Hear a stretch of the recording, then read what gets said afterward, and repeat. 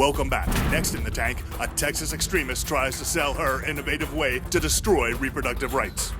Meet Carol Everett. Her anti-abortion racket, the Heidi Group, just received a $1.6 million women's health grant from the Lone Star State. Good evening, Sharks. Hi.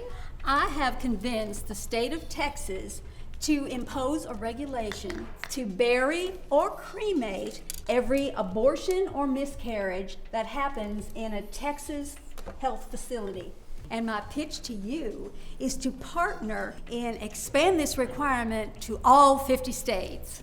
What am I looking at here, Carol? You are looking at America's greatness in the form of tiny little caskets and urns. So is there something in here? Oh, not yet. I'm selling you potential. I admire your patriotism, Carol, but can you tell me a little bit about the demand for fetal cremation and burial down there in Texas? Yeah, and what's wrong with the current method they're using? Nothing. I am creating the demand by replacing scientific terms like tissue disposal with emotional phrases like preserving the dignity of the unborn. And by rebranding the concept of medical waste, I've convinced the state that it needs this regulation. And by using inflammatory language, a simple conversation about medical waste convinces me that we need fetus burial. The scalability is endless. Bingo! If I go on the news and say clinics are sterilizing their medical waste and properly disposing of it, well, that isn't going to sell anybody anything. You're right. I'm bored. But if I go on TV and convince people that there's a threat that HIV-infected fetal remains could leak into the sewer system, well, it distracts the public from science and the facts. You actually said that? Well, yes, many times. But couldn't a simple Google search prove that that's not even remotely true?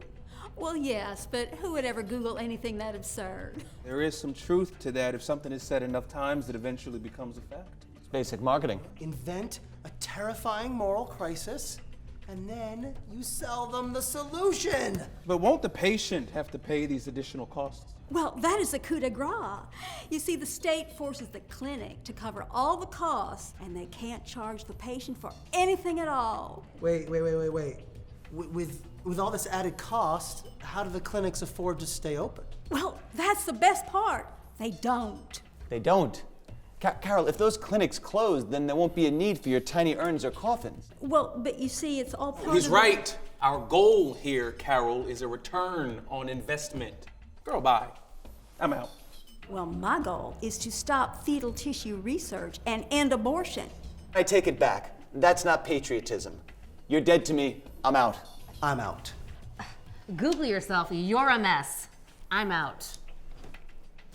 Well, they didn't get it, but Texas did. They gave me $1.6 million after I convinced them you'll get AIDS if you don't have a fetus funeral.